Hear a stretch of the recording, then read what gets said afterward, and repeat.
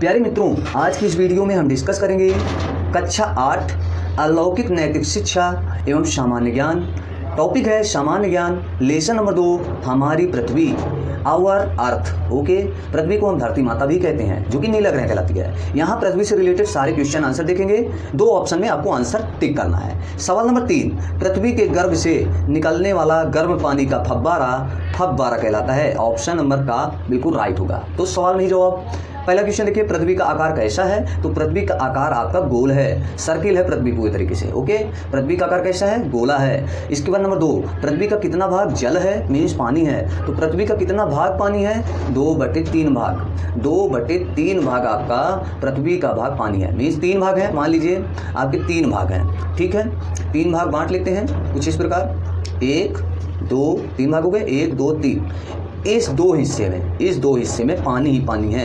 इस हिस्से में जमीन है, ठीक है। यही होता है 2/3 भाग में, 3 भाग में से 2 भाग पानी है, ठीक। चलिए नेक्स्ट क्वेश्चन देखिए ध्यान से। नेक्स्ट क्वेश्चन है आपका कि ढलान से सरकती हुई बर्फ, ढलान मतलब जो आपका ऊपर से नीचे की ओर जाती है, ढलान से सरकती हुई बर्फ को हम क्या कहते हैं? हिमानी कहते हैं। ढलान से सरकती हुई बर्फ को हिमानी कहते हैं। नेक्स्ट क्वेश्चन है, जलाशय से घिरी हुई भूमि, जलाशय मतलब तालाब और सरोवर भी बोलते हैं। तो जलाशय से जो घिरी हुई भूमि होती है वो आपका कहलाता है द्वीप। क्या कहलाता है? द्वीप। जलाशय से घिरी हुई जमीन आपकी द्वीप कहलाती है।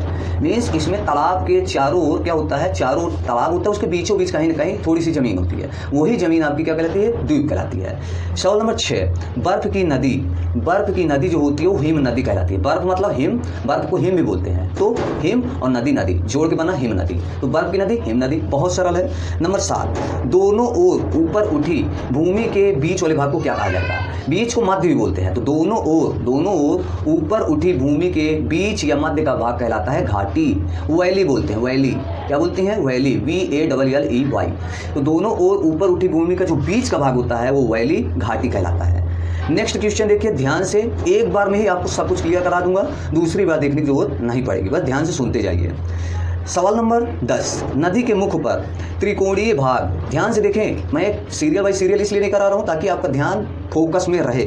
नदी के मुख पर त्रिकोणीय भाग क्या कहलाता है? नदी के मुख पर जो त्रिकोणीय भाग होता है वो डेल्टा कहलाता है।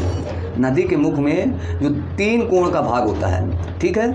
मुख माने नदी का जो मुंह होता है, उसमें 3 भाग होते हैं कुछ इस प्रकार, जैसे त्रिभुज होता है ना, उस प्रकार का भाग बना होता है। ये भाग कैसे डिजाइन कहलाता है? डेल्टा। ऑप्शन नंबर 5 सही है।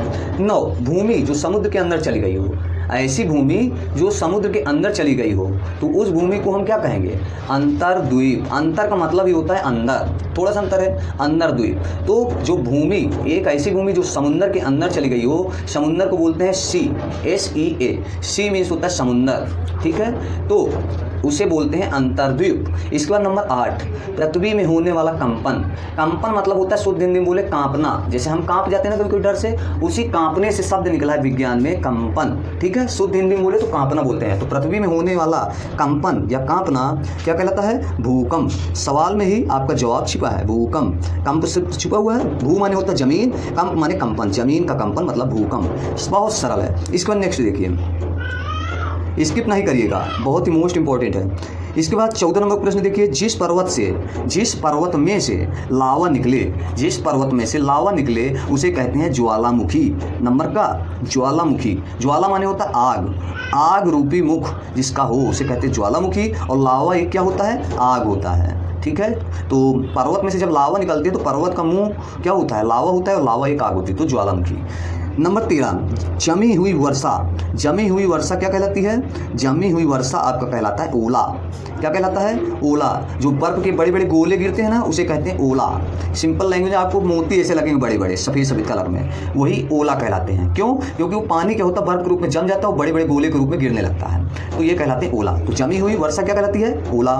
नेक्स्ट है भूमि का चपटा भाग। भूमि का जो चपटा हुआ भाग है ना, वो कहलाता है आपका समतल माने बराबर, बिल्कुल ऐसे चिपटा हुआ रहता है, बिल्कुल ऐसे, कुछ ऊपर नीचे नहीं, बिल्कुल बराबर। समतल जिसका समान तल हो, तल माने नीचे, सम माने समान, जिसका समान हिस्सा हो, बराबर हो, बिल्कुल बराबर, ना ऊपर हो ना नीचे, बिल्कुल बराबर, इक्वल। पटरी होती है ना, वही होता है समतल। इसको नेक्स्ट देखिए, पटरी आपकी रेलगाड़ी वाली पटरी नहीं, जो आपकी स्केल होती है। इसका नंबर 11, उत्तर और दक्षिण दिशा में फैली काल्पनिक रेखाएं।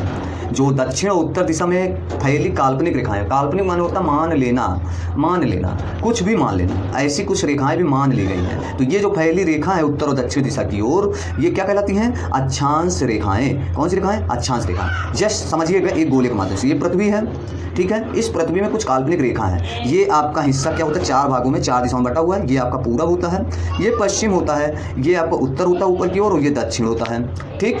तो ये कह रहा है आपका कि उत्तर और दक्षिण दिशा में फैली काल्पनिक रेखा है, मतलब ऊपर से नीचे की रेखा जो पड़ी हुई है ये काल्पनिक रेखा है। इस रेखा को ही क्या कहते हैं? अक्षांश रेखा। और जो ये पड़ी रेखा है ये कहलाती है देशांतर रेखा, पूर्व से पश्चिम की ओर। ओके, चलिए, तो सारे प्रश्न हमने कंप्लीट कर दिए हैं लेसन नंबर 2 के तहत। ये वीडियो आपको अच्छी लगी हो और आपको बेहतर लगी हो याद करने के डायरेक्शन से, याद करने के हिसाब से और समझने के हिसाब से, तो मैंने तो पूरी कोशिश की आपको समझाने की, याद करने की नहीं, समझाने की, ताकि आपको ज़िंदगी भर समझ में आ जाए और कोई भी क्वेश्चन का आंसर गलत ना करें। तो प्लीज़ चैनल को सब्सक्राइब करें, लाल बटन को दबा करके बेल आइकन जरूर प्रेस कर लें, ताकि कोई भी वीडियो आपकी मिस ना हो सके। जैसे ही आपकी क्लास की ऑनलाइन क्लासेस ट्यूशन वाली वीडियो डालूँ आपको सबसे पहले मिले।